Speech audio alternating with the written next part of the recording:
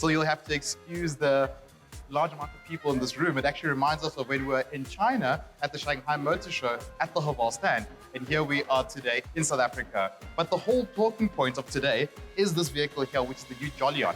First and foremost, we know that the big grille is always going to be a big feature when it comes to modern SUVs and crossovers. Haval has done the exact same thing. As we see, this car has got a massive grille. We are told that this is an aftermarket fitment, but even on the standard car, the grille is quite large on the vehicle. From a lighting perspective, we see that Haval has made use of LED technology. We've seen that nowadays many vehicles do have the LEDs on the bumper, and this car has followed suit, and it does really create a striking design. At the side of the vehicle, we see that Haval has used 18-inch wheels, which obviously fills the arches quite nicely of the vehicle. Another notable feature is the use of a very strong shoulder line, which again makes the car look quite nice and aggressive from the side. But one thing I do really like, my favorite feature, is this silver strip. I would maybe say silver or chrome. Some would say chrome, others would say silver. But it really does make the car look much more premium because it's just got those little details that make the car look very nice.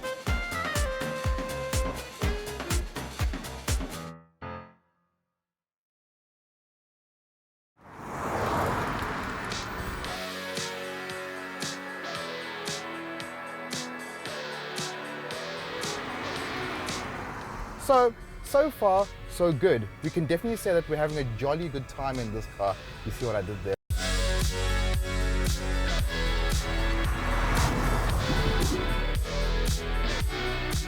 So crossovers need to tick certain boxes for consumers.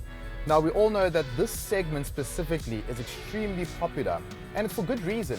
We know that back in the day, many people liked hatchbacks, they liked sedans, but the crossover came along and gave you the feeling of being in an SUV, but you didn't have to have a four-wheel drive car. And that's exactly what this car is.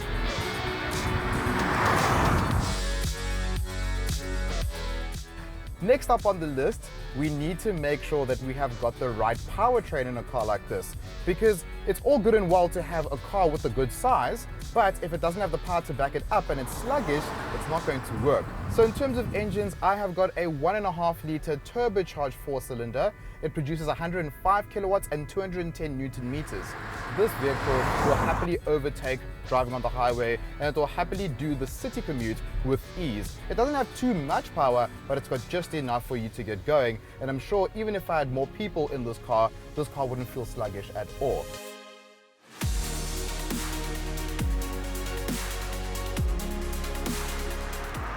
Now, I've driven this vehicle over 100 kilometers now, so I can tell you that it is very comfortable driving in the city and driving on the open road. The one thing that I'm still trying to get to grips with is how this car handles around corners. Because the first thing I did notice when taking a corner is that there is a fair amount of body roll in this car. And that's where the compromise comes in when it comes to crossovers. Normally, when your suspension is set up quite softly, the vehicle will have a bit of body roll. In this car, I must say that the body roll here is acceptable. It's not too much, it doesn't feel like you're going to topple over, but you do feel it. What about interior quality?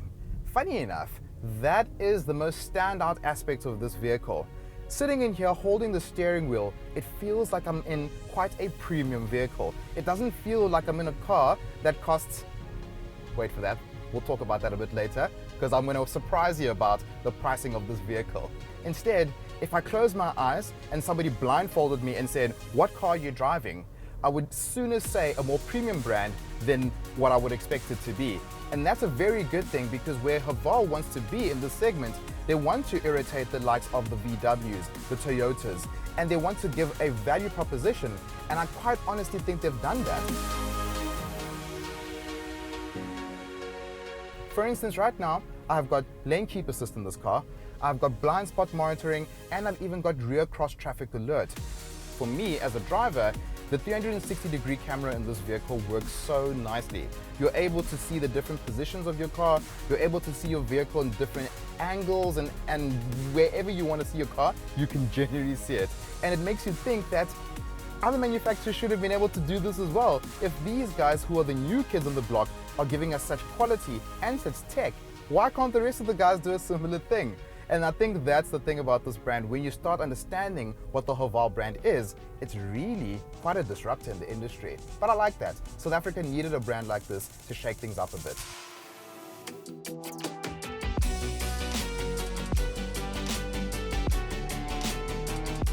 Now, I'm sure you may be wondering, where is my Haval shirt? Because with the amount of praise I'm giving this car, it actually seems like I work for the brand. But guys, when I tell you that this praise is warranted, it's exactly that. This is a brand that has come into South Africa quite recently, and very quickly, they've won the hearts of many consumers. You need to ask yourself why. Take this Jolion, for instance. First and foremost, it looks good. No one can deny that this is not an ugly car. Secondly, it drives very nicely. And thirdly, it really offers a lot that you would expect from a more expensive vehicle, which also leads me to my last point, the price. Now, looking at this car and what it offers, what would you expect a crossover like this to cost you? 600,000, 700,000, 800,000? We also need to remember that this is the super luxury version. I'm not too big on the name super luxury, it sounds a bit strange, but this is the cream of the crop. So again, what would this cost you? What if I told you it would cost you 398,000 Rand 900, which is absolutely crazy in this market today. You cannot deny that this Haval Jolion is good value for money.